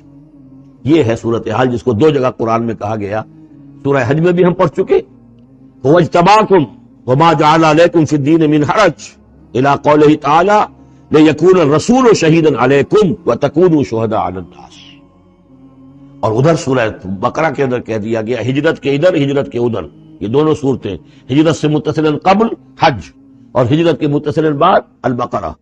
اور ادھر کیا آ گیا وَكَذَلِكَ جَعَلْنَاكُمْ أُمَّةً وَسَطًا لِتَكُونُوا شُهَدَاءَ عَلَى النَّاسِ وَيَكُونَ الرَّسُولُ عَلَيْكُمْ شَهِيدًا، صرف ترتیب بدلی ہے. فَمَنْ أَظْلَمُ مِمَّنْ كَذَبَ عَلَى اللَّهِ وَكَذَّبَ بِالصِّدْقِ إِذْ جَاءَهُ، اس شخص سے بڑھ کر ظالم کون ہوگا جو اللہ پر جھوٹ باندھے، جھوٹ کہے، اسے کوئی وحی نہ آئی ہو اور وہ کہے کہ مجھ پر وحی آئی ہے. وَكَذَّبَ بِالصِّدْقِ، یا اور یہ این اور یہ دونوں جمع کیجیے گا، وہ بعد میں بتاؤں گا. وَكَذَّبَ بِالصِّدْقِ، اور جھٹلائے سچی بات کو جبکہ اس کے پاس آ گئی. یہ دونوں ایک شخص کے کردار بھی ہو سکتا ہے کہ وہ اللہ پر جھوٹ تہمت جو ہے جڑ رہا ہے، اور خود جو ہے جو اللہ کی طرف سے حق آیا ہے اس کی نفی کر رہا ہے، تردید کر رہا ہے. اور یہ 2 اشخاص بھی ہو سکتے ہیں کہ ایک تو وہ سب سے بڑھ کر ظالم ہے کہ جس اس کو وحی نہ آئی ہو اور وہ کہے کہ وحی آئی ہے. اس نے کوئی بات اپنے جی سے گھڑ کر اللہ کی طرف منسوب کر دی، تو یہ کہ اس سے بڑھ کر ظالم کوئی نہیں ہو سکتا. تو اسی طرح اسی درجے کا ظالم وہ ہے کہ جس کے پاس اللہ کا کلام آ جائے، صدق آ جائے، سچائی آ جائے، وہ اس کو جھٹلا دے. الیس فی جہنم مثوی للکافرین، تو کیا جہنم ہی میں ٹھکانہ نہیں ہے ایسے کافروں کا؟ اب اس کے برعکس دیکھیے والذی جاء بالصدق وصدق بہ، یہاں بھی یہ دونوں احتمالات ہیں. اور وہ شخص کے جو لایا سچائی، اور وہ شخص کے جس نے سچائی کی تصدیق کی. یہ بھی ایک ہی شخص بھی ہو سکتا ہے کہ کسی شخص کے کردار میں دونوں پہلو ہیں. وہ راست باز ہے، خود بھی اس کا سارا معاملہ راستی پر ہے، اور پھر یہ کہ جو راستی جو حق اس کے سامنے پیش کیا جائے فوراً قبول بھی کرتا ہے، تصدیق بھی کرتا ہے. لیکن یہ کہ عام طور پر خیال یہ ہے کہ والذی جاء بالصدق سے مراد یہاں محمد رسول اللہ صلی اللہ علیہ وسلم جو لائے ہیں سچائی اللہ کی جانب سے، اور وصدق بہ سے مراد حضرت ابوبکر ہیں رضی اللہ تعالی عنہ، جنہوں نے اس سچائی کی تصدیق کی. وجاء بالصدق وصدق به اولئک هم المتقون، یہی لوگ ہیں جو کہ متقی ہیں. لهم ما یشاءون عند ربهم، ان کے لیے جو کچھ یہ چاہیں گے ان کے رب کے پاس وہ ان کو دے دیا جائے گا، فراہم کر دیا جائے گا. ذالک جزاء المحسنین، یہی ہے نیکوکاروں کا بدلہ.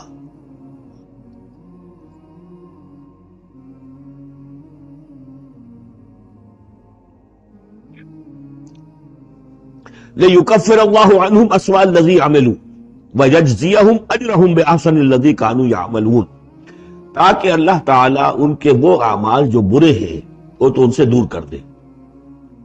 یعنی ظاہر بات ہے کہ انبیاء تو خیر معصوم ہیں، ان سے تو کسی غلط بات کا جو ہے اگر کوئی امکان پیدا ہوتا بھی ہے بنائے طب بشری تو اللہ تعالیٰ محفوظ کر لیتا ہے اور اس کا صدور نہیں ہونے پاتا.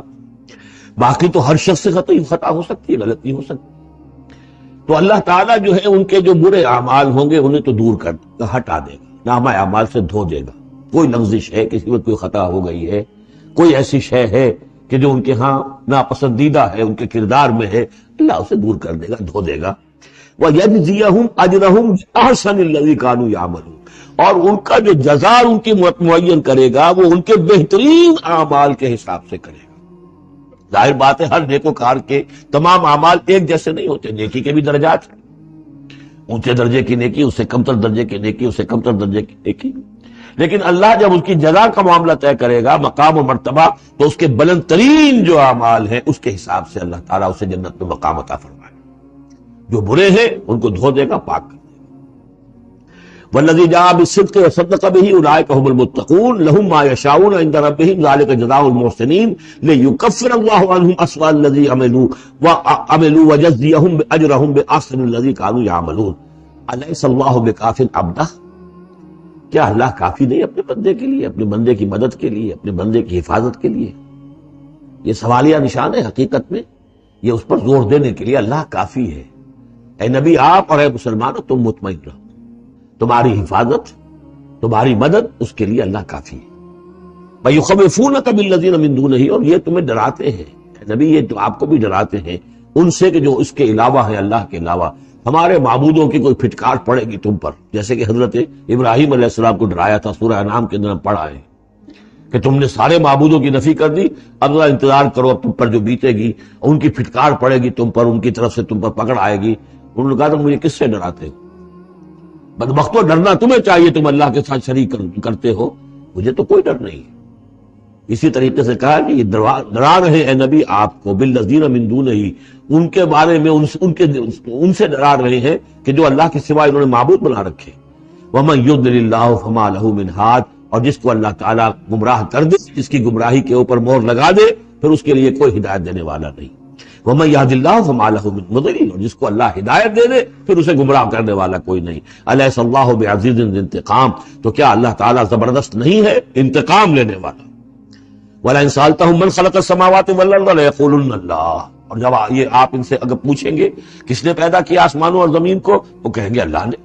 قُلْ أَفَرَأَيْتُم مَّا تَدْعُونَ مِن دُونِ اللَّهِ إِنْ أَرَادَنِيَ اللَّهُ بِضُرٍّ هَلْ هُنَّ كَاشِفَاتُ ضُرِّهِ.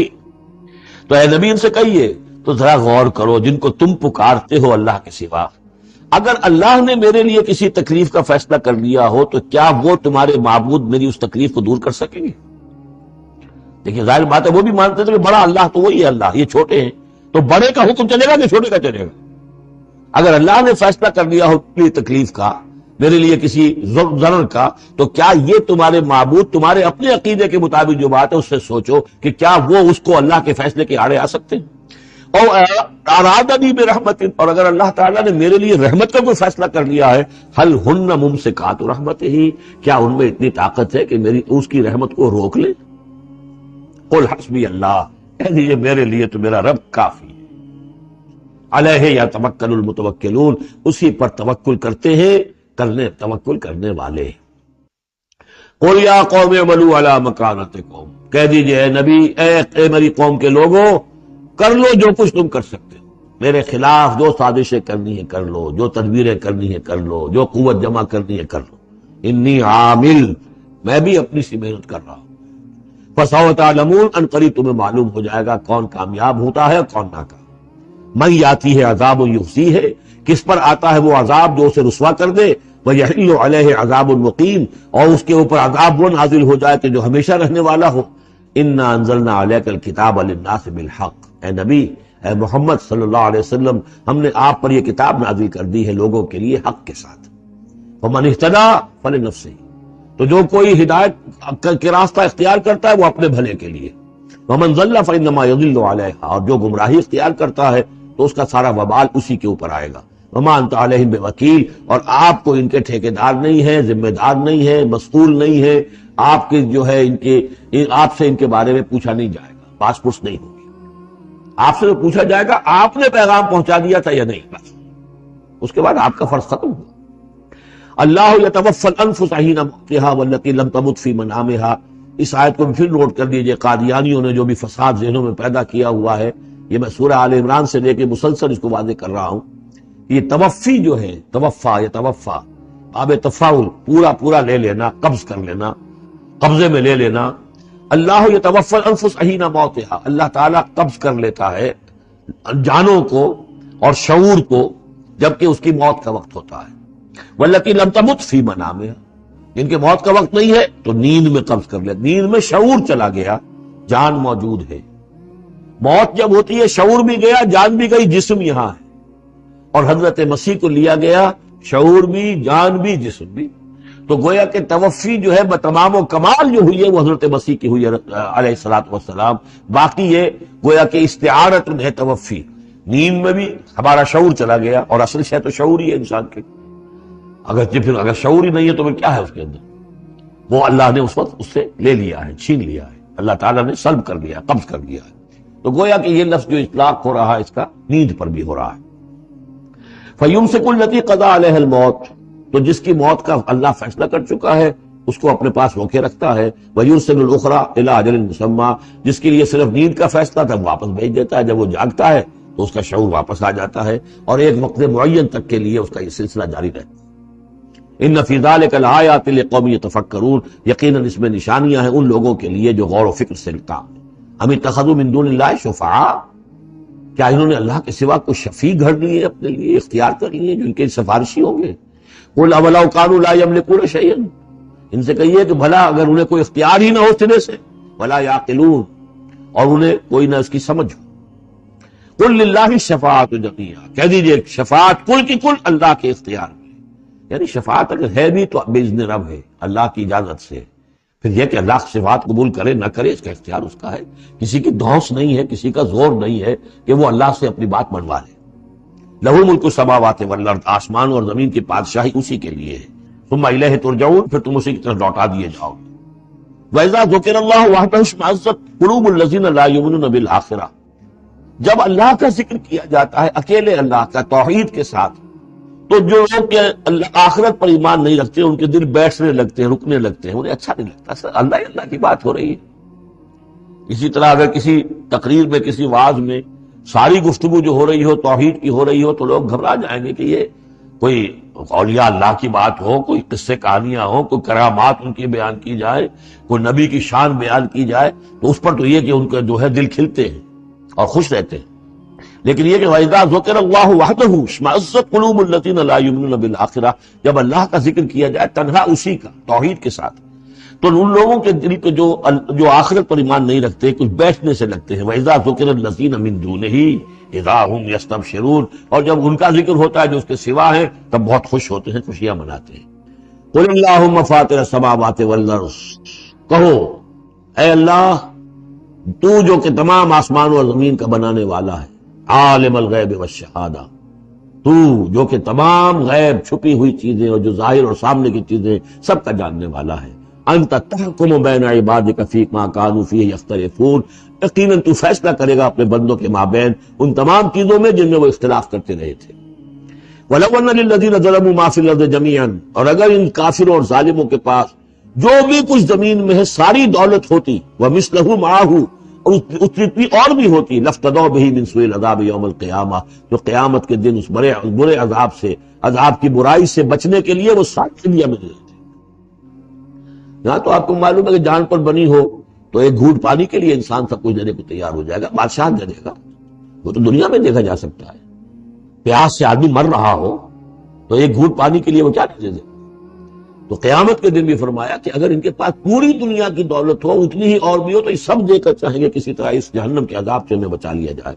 ظاہر بات ہے یہ بھی بات کو واضح کرنے کے لیے نہ وہاں کسی کے پاس دولت ہوگی نہ اس کا کوئی امکان ہے، لیکن سمجھانے کے لیے وہی چیزیں جو ہماری سمجھ میں آ سکتی ہیں انہی کو اسلوب کو اختیار کیا گیا۔ وَبَدَا لَهُم مِّنَ اللَّهِ مَا لَمْ يَكُونُوا يَحْتَسِبُونَ، اور اس روز ان کے سامنے آ جائے گی اللہ کی طرف سے وہ چیزیں جس کا انہیں گمان بھی نہیں تھا۔ وہ سمجھتے تھے ایسے ہی ڈرا رہے ہیں، جیسے بچوں کو ہابو سے ڈراتے ہیں، ہوا ہے آ جائے گا، ایسے ہی یہ نبی جو ہے یہ ذرا جہنم سے اور اس سے اور عذاب سے ڈرا رہے ہیں، حقیقت کچھ نہیں ہے۔ تو وہ لوگ نہیں سمجھتے تھے کہ یہ بات واقع ایسا ہی ہو جائے گا، لیکن اس روز ان کی نگاہوں کے سامنے آ جائے گا۔ پھر پوچھا جائے گا الیس ھذا بالحق قالوا بلی وربنا، کیا یہ حق نہیں ہے؟ کیا یہ سراب ہے؟ یہ جھوٹ موٹ کی چیز ہے یا واقعی ہے؟ وحاق بہم ما كانوا به يستهزئون، اور ان کو گھیرے میں لے گی یا ان پر الٹ پڑے گی وہ تمام چیز جس کا وہ مذاق اڑایا کرتے تھے۔ فَإِذَا مَسَّ الْإِنسَانَ ضُرٌّ، جب انسان کو کوئی تکلیف پہنچتی دعانا، ہمیں پکارتا ہے، دعائیں کرتا ہے۔ ثُمَّ إِذَا خَوَّلْنَاهُ نِعْمَةً مِنَّا، جب ہم اسے لپیٹ دیتے ہیں اپنی نعمت میں، قَالَ إِنَّمَا أُوتِيتُهُ عَلَىٰ عِلْمٍ، تو وہ کہتا مجھے یہ ملا ہے اپنے علم کی بنیاد پر، میری ذہانت، فطانت، میری سمجھ، میری کاریگری، میں نے بر وقت اندازہ کر لیا کہ اب کیا حالات ہونے والے ہیں، کس چیز کی ڈیمانڈ پیدا ہونے والی ہے، میں نے اس کی فیکٹری لگا لی، تو دیکھو میرے وارے نیارے یہ ساری میری سوجھ بوجھ ہے۔ علی علم بل ہی فتنۃ، یہی مضمون بڑی وضاحت کے ساتھ آ چکا سورہ قصص میں۔ قارون کا یہی فلسفہ تھا، اوتیتہ علی علم عندی، یہ دولت جو ہے یہ میں نے اپنی ذہانت اور فطانت سے کمائی ہے۔ بل ہی فتنۃ، نہیں یہ تو تمہارے لیے فتنہ ہے، آزمائش ہے۔ ولکن اکثرہم لا یعلمون، لیکن ان کی اکثریت علم نہیں رکھتی۔ قد قالها الذین من قبلہم، پہلوں نے بھی ایسی بات کہی تھی، قارون کی طرف اشارہ ہو گیا۔ فما اغنی عنہم ما كانوا یکسبون، تو جو کچھ بھی انہوں نے کمائی کی تھی وہ انہیں بچا نہیں سکی جب اللہ نے قارون کو اور اس کے محل کو دھسا دیا اس کے خزانوں سمیت زمین کے اندر۔ فاصابہم سیئات ما کسبوا، پھر پڑ گئی ان پر، آ گئی وہی چیزیں کہ جو انہوں نے کمائی تھی، اپنی برائیاں جو کمائی تھی۔ والذین ظلموا من ہؤلاء، اور ان میں سے بھی جو لوگ اس ظلم اور کفر اور شرک کی روش اختیار کریں گے، سیصیبہم سیئات ما کسبوا، تو ان کے بھی جو کرتوتوں کی برائی ہے وہ ان کے اوپر واقع ہو کر رہے گی۔ وما ہم بمعجزین، اور وہ شکست نہیں دے سکیں گے، ہرا نہیں سکیں گے، عاجز نہیں کر سکیں گے اللہ کو۔ اولم یعلموا ان اللہ یبسط الرزق لمن یشاء ویقدر، کیا یہ جانتے نہیں کہ اللہ ہی ہے کہ جو کشادہ کر دیتا ہے رزق کو جس کے لیے چاہتا ہے، اور تنگ کر دیتا ہے جس کے لیے چاہتا ہے۔ وَيَقْدِرْ إِنَّ فِي ذَلِكَ لَآيَاتٍ لِقَوْمٍ يُؤْمِنُونَ، یقیناً اس میں نشانیاں ہیں ان لوگوں کے لیے کہ جو ماننے والے ہیں۔ قُلْ يَا عِبَادِيَ الَّذِينَ أَسْرَفُوا، اس صورت میں یہ دو مرتبہ آیا ہے۔ قُلْ يَا عِبَادِيَ الَّذِينَ آمَنُوا پہلے آیا تھا، اور اب آیا ہے قُلْ يَا عِبَادِيَ الَّذِينَ أَسْرَفُوا عَلَىٰ أَنفُسِهِمْ، اے نبی کہیے اے میرے وہ بندو جنہوں نے اپنے اوپر ظلم کیا ہے۔ تمہاری اب تک کی غفلت کی زندگی، اگر تم نے یہ زندگی غفلت میں گزار دی ہے، اب بھی ہوش میں آ جاؤ، جنہوں نے اب تک ظلم کیا ہے اپنے اوپر۔ قُلْ يَا عِبَادِيَ الَّذِينَ أَسْرَفُوا عَلَىٰ أَنفُسِهِمْ لَا تَقْنَطُوا مِن رَحْمَةِ اللَّهِ، اللہ کی رحمت سے مایوس نہ ہو، إِنَّ اللَّهَ يَغْفِرُ الذُّنُوبَ جَمِيعًا، اللہ تعالیٰ سارے گناہ معاف کر دے گا، لیکن اس کی شرط ہے توبہ کرو اس کی جناب، آج توبہ کرو سے دل کے ساتھ، چاہے پوری زندگی 70 برس کی ہے کتنی بھی ہے، اللہ تعالیٰ اس کے گناہوں کو صاف کر دے خلوص سے دل کے ساتھ۔ اور توبہ کی شرط یہ ہے کہ حرام خوری چھوڑو، غلط کام چھوڑو، معصیت کو نہیں کرو، اس کے بغیر توبہ نہیں ہے۔ یہ ہم پڑھ چکے ہیں سورہ الفرقان کے آخری رکوع میں، الا من تاب وآمن وعمل عملا صالحا فاولئک یبدل اللہ سیئاتہم حسنات وکان اللہ غفورا رحیما ومن تاب وعمل صالحا فانہ یتوب الی اللہ متابا۔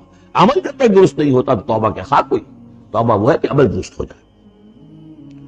انہ هو الغفور الرحیم، یقیناً وہ غفور الرحیم ہے۔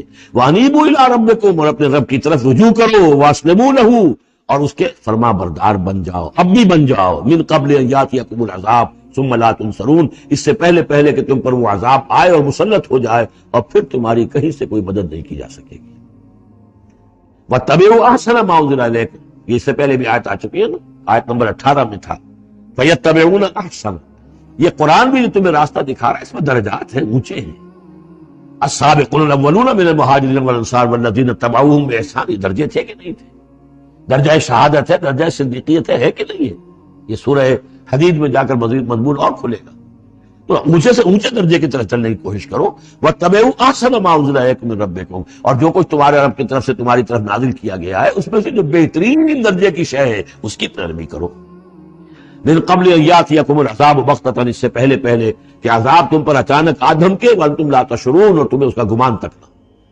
ان تقول نفس، مبادا پھر اس وقت کوئی جان یہ کہے، یا حسرت علی ما فرطت فی جنب اللہ، ہائے میری حسرت، ہائے افسوس مجھ سے جو کوتاہی ہوئی اللہ کی جناب. اللہ کے حقوق کو تو میں نے پہچانا ہی نہیں، اللہ کا دین مغلوب، اور میں لگا ہوا دنیا کے دھندوں میں اپنے زیادہ سے زیادہ کمانے میں اور عیش اور اپنے سٹیٹس، اور وہ سٹیٹس سمبل ہی کو معبود بنا رکھا، اسی میں اپنا پورا تن من دھن لگا دیا، جبکہ اللہ کا دین مغلوب پڑا ہوا، اور میں نے اس کی کوئی محنت نہیں کی، میں نے کوئی کوشش نہیں کی. یا حسرتا ان تقول نفس، کہ کوئی جان کہے اس دن، یا حسرتا ہائے افسوس، علی ما فرطت فی جنب اللہ، جو اللہ کے جناب میں اللہ کی جانب مجھ سے جو کوتاہی ہوئی، میں نے کمی کی. بَإِن كُنتَ لَمِنَ الصَّاغِرِينَ، اور وہ جو کافر تھے وہ تو، میں تو رہا بِإِن كُنتُ لَمِنَ الصَّاغِرِينَ، میں تو مذاق ہی سمجھتا رہا، میں نے کبھی سنجیدگی سے لیا ہی نہیں بات کو.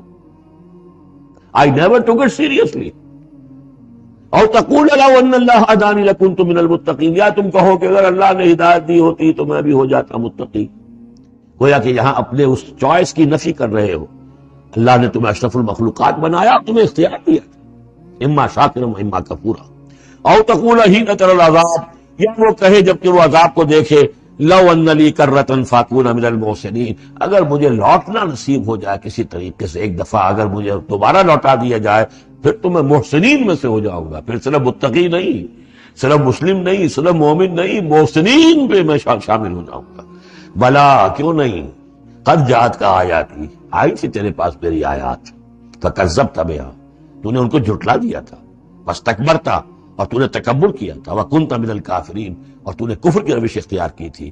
ویوم القیامت تری الذین کذبوا علی اللہ وجوہہم مسودہ، اور قیامت کے دن تم دیکھو گے ان لوگوں کو جنہوں نے اللہ پر جھوٹ باندھا تھا کہ ان کے چہرے سیاہ ہوں گے. الیس فی جہنم مثوی للمتکبرین، تو کیا جہنم ہی میں ٹھکانہ نہیں ہے ایسے متکبرین کا.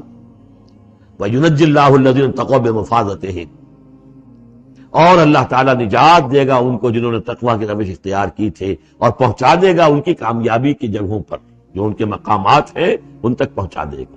کسی کا کوئی مقام ہے، کسی کا کوئی مقام ہے، یہ صدیقیت کا مقام ہے، یہ شہداء کا مقام ہے، یہ انبیاء کا مقام ہے. لا یمسہم السوء، انہیں نہیں چھو سکے گی کوئی بھی تکلیف، کوئی برائی.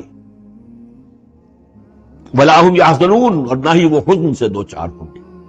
اللہ خالق کل شیء وہو علی کل شیء وکیل، اللہ تعالیٰ ہر شے کا خالق ہے اور وہ ہر چیز کا نگران ہے اور ہر چیز کا ذمہ دار ہے. لہو مقالید السماوات والارض، اس کے لیے ہے تمام کنجیاں آسمانوں کی اور زمین کی. والذین کفروا بآیات اللہ اولئک هم الخاسرون، اور جن لوگوں نے اللہ کی آیات کا انکار کیا وہی ہے تباہ ہونے والے اور گھاٹے میں رہنے والے. یہ آخری دو رکوع جو ہے سورہ مبارکہ کے، ہمارے پاس وقت کم ہے لیکن بہرحال اس سے جو بھی برائب ہے فائدہ اٹھانا ہے.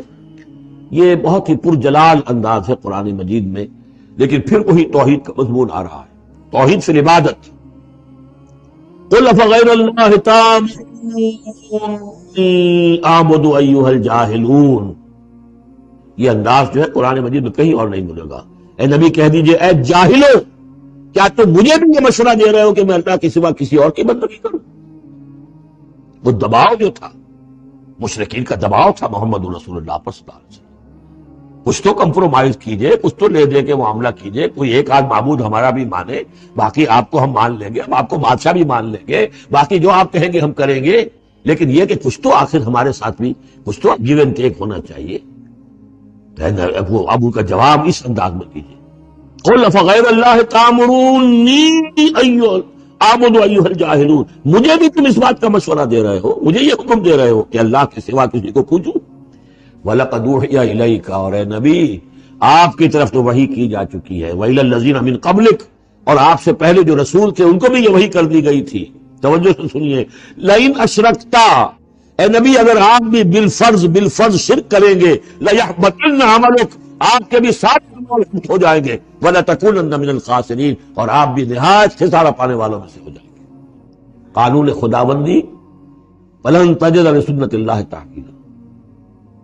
اصل میں یہ سختی ساری حضور کی طرف نہیں ہے، یہ مشرکین سے، خطاب ان سے نہیں، بظاہر حضور سے، لیکن بتایا جا رہا ہے کہ یہ معاملہ ایسا نہیں ہے، یہ تو ایسا قانون ہے ہمارا جو کسی کے لیے بھی نہیں بدلے گا. جو بھی شرک کرے گا اس کے ساتھ ہمارا کوئی معاملہ نہیں. کسے باشا وَلَقَدْ أُوحِيَ إِلَيْكَ وَإِلَى الَّذِينَ مِن قَبْلِكَ لَئِنْ أَشْرَكْتَ لَيَحْبَطَنَّ عَمَلُكَ وَلَتَكُونَنَّ مِنَ الْخَاسِرِينَ بَلِ اللَّهَ فَاعْبُدْ. نہیں، صرف اللہ ہی کی آپ بندگی کیجئے. وَكُن مِنَ الشَّاكِرِينَ، اور بن جائیے اس کے شکر گزار بندوں میں سے. وَمَا قَدَرُ اللَّهَ حَقَّ قَدْرِهِ، اور انہوں نے اللہ کی قدر نہ کی جیسے کہ اس کی قدر کا حق تھا. اس کی قدرت کا اندازہ نہ کر پائے، اس کی قوت کا، قدرت کا کیسے کر سکتے. لیکن یہ کہ ایک بات ذہن میں آنی چاہیے، اگرچہ ہم اللہ کی قدرت کو ناپ تول نہیں سکتے، ہم اللہ کے علم کو ناپ تول سکتے کہ کتنا علم ہے، اس لیے کہ ہماری جو ترازو ہے وہ تو سونار کی ترازو کی طرح ہے، وہ ماشے تولے تو وہ جو ہے وہ تول لے گی، لیکن یہ کہ ٹنوں کو کیسے تولے گی. تو ہمارے ذہن کی ترازو جو ہے وہ نہیں تول سکتی. اللہ کی صفات کو بھی نہیں ہم جان سکتے کہ وہ کتنی ہے، کیسی ہے. لیکن ایک بات جان لیجیے، علی کل شیء قدیر، یہ تو جان سکتے ہیں نا، ہر شے پر قادر. لیکن یہ کہ جن لوگوں کا ذہن اس سے بھی عاجز آ جاتا ہے، وما قدر اللہ حق قدرہ والارض جمیعا قبضتہ یوم القیامۃ والسماوات مطویات بیمینہ، اس کا ایک تمہیں جھلک دکھا رہے ہیں اس کی قدرت، اس کی عظمت کی، کہ تمہاری یہ پوری کی پوری زمین اس کی ایک مٹھی میں ہوگی قیامت کے دن، اور یہ آسمان اس کے داہنے ہاتھ میں لپٹے ہوئے. کوئی اندازہ کر سکتے ہو تو کر لو. ہمیں آسمانوں کا کیا پتا ہے، ہمیں کیا گیلیکسیز کا کیا تصور ہے. چکر آتا ہے جب پڑھتے ہیں ایسٹرونومی کو کتاب پڑھیے، واقعہ ہے کہ میرا سر چکرا جاتا ہے. لائٹ ایئرس کا جب تصور آتا ہے، بلینز اینڈ بلینز، اب چلتے جائیے، وہ تو ختم ہونے والی بات ہی نہیں. ہمارا تصور جو ہے وہ وہاں جا کر بالکل جو ہے جواب دے دیتا ہے. تخیل جو ہے، قوت تخیل، وہ ہار کر رہ جاتا ہے. وَالْأَرْضُ جَمِيعًا قَبْضَتُهُ يَوْمَ الْقِيَامَةِ وَالسَّمَاوَاتُ مَطْوِيَّاتٌ بِيَمِينِهِ سُبْحَانَهُ وَتَعَالَىٰ عَمَّا يُشْرِكُونَ. وہ پاک ہے اور بہت بلند و بالا ہے ان تمام چیزوں سے، اس تمام شرک سے جو یہ کر رہے ہیں. وَنُفِخَ فِي الصُّورِ، اور سور میں پھونکا جائے گا. فَصَعِقَ مَن فِي السَّمَاوَاتِ وَمَن فِي الْأَرْضِ، تو بے ہوش ہو جائیں گے جو بھی ہے آسمانوں میں اور جو بھی ہے زمین میں، الا من شاء اللہ، سوائے اس کے جنہیں اللہ چاہے. یعنی یہ بے ہوشی معلوم ہوتا ہے کہ فرشتوں پر بھی طاری ہوگی سوائے کچھ فرشتوں، اس قدر وہ دہشت والا ہوگا.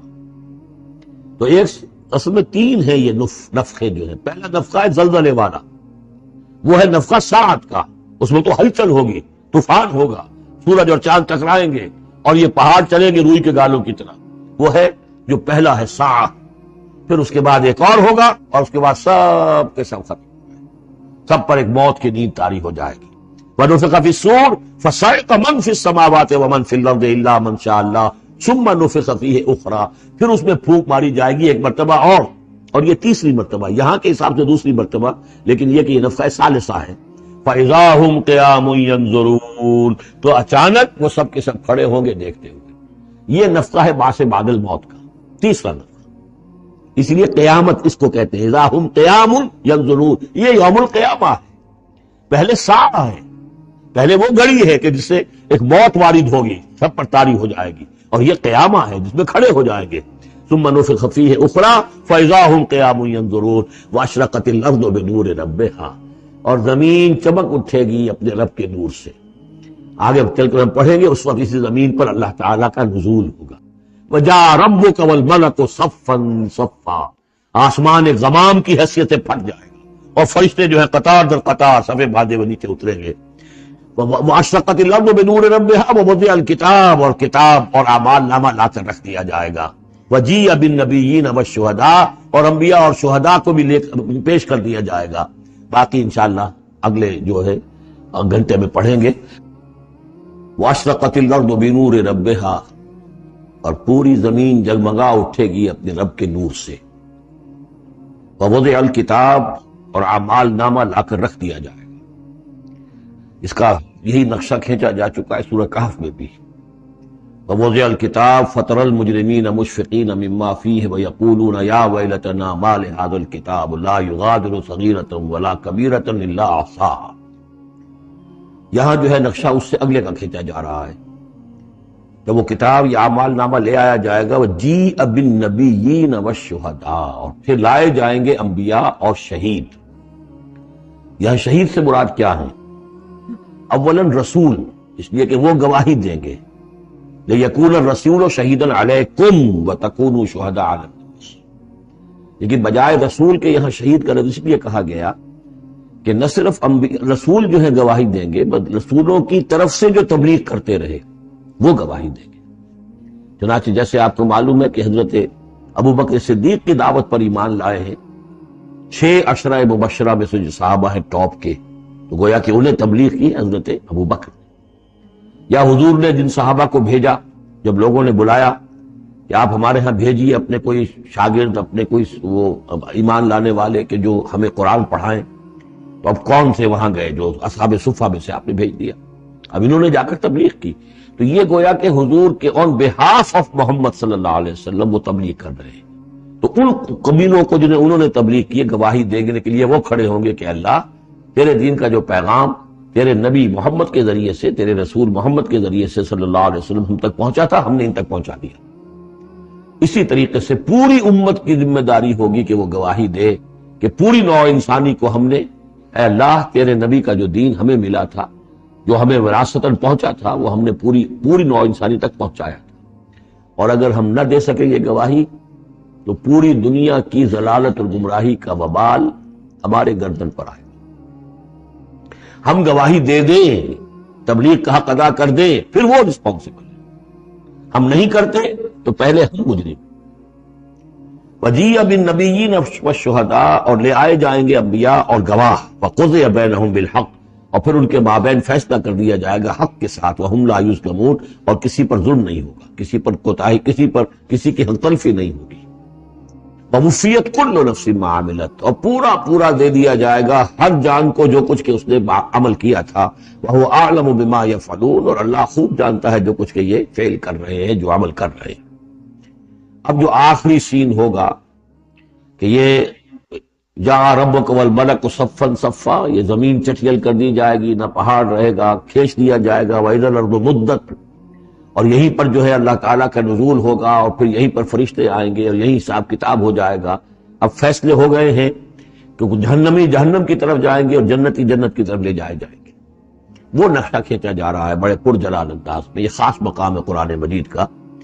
وَسِيقَ الَّذِينَ كَفَرُوا إِلَىٰ جَهَنَّمَ زُمَرًا، اور ہانک کر لے جائے جائیں گے کافر جہنم کی طرف، گروہ در گروہ.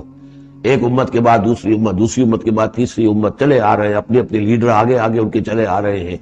جیسے ایک نقشہ کھنچ چکا ہے سورہ یونس میں کہ یہ فرعون جو ہے وہ اپنی قوم کے آگے چلتا ہوا آئے گا اور وہ اپنی قوم کو لے جا کر جہنم کے گھاٹ پر اتار دے. فَأَوْرَدَهُمْ عَلَى النَّارِ، پہنچا دے گا جہنم کے گھاٹ پر. وَسِيقَ الَّذِينَ كَفَرُوا إِلَىٰ جَهَنَّمَ زُمَرًا حَتَّىٰ إِذَا جَاءُوهَا فُتِحَتْ أَبْوَابُهَا، یہاں تک کہ جب وہ وہاں پہنچ جائیں گے جہنم پر، پھر اس کے دروازے کھولے جائیں گے. اذا جاؤوها فتحت ابوابها، جیسے جیل کا معاملہ ہوتا ہے کہ اس کے دروازے کھلے نہیں ہوتے، بند ہوتے ہیں. البتہ جب قیدی آتے ہیں داخل ہونے کے لیے پھر دروازے کھلتے ہیں.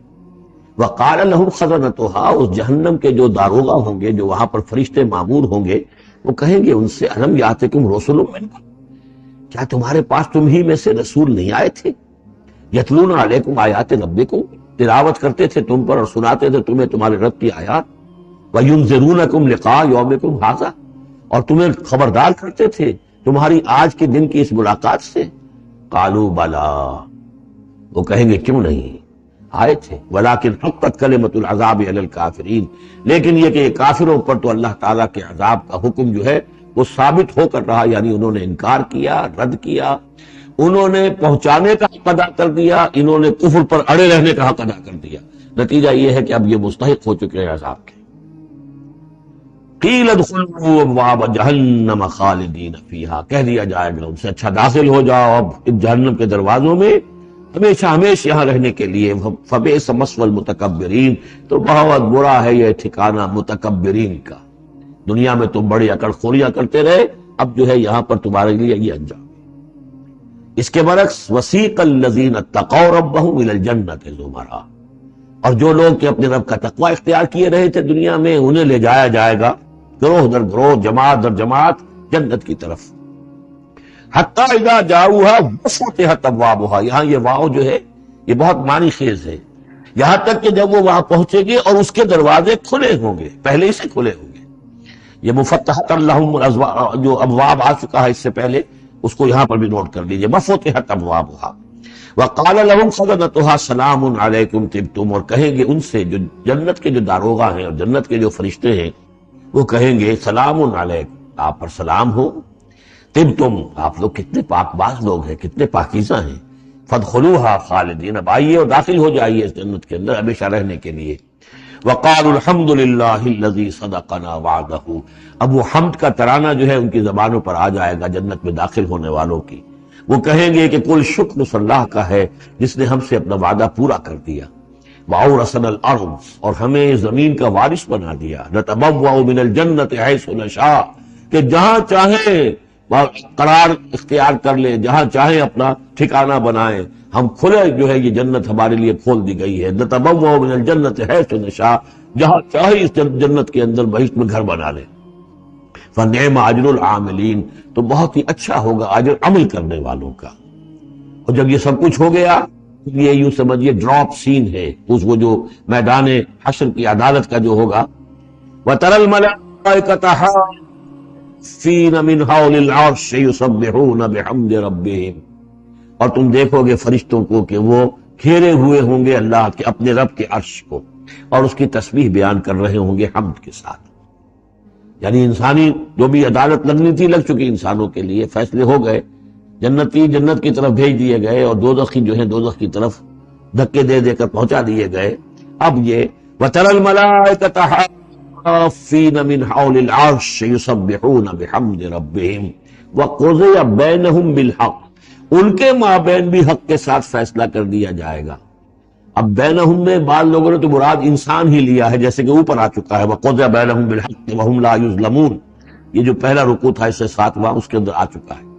لیکن ایک رائے یہ بھی ہے، اور اسی لیے میں نے آپ کو اس وقت نوٹ کرایا تھا کہ ملائکہ اور ملائے اعلیٰ کے اندر بھی بعض اوقات اختلاف ہوتا ہے، کہ یہ مثلا یہ کہ اللہ تعالیٰ کے احکام کی حکمتوں کے بارے میں اختلاف ہو، کہ اللہ نے یہ جو حکم دیا اس کی حکمت یہ معلوم ہوتی ہے یا اس کی یہ حکمت معلوم ہوتی ہے، تو ظاہر بات ہے ان کے بھی درجات ہیں۔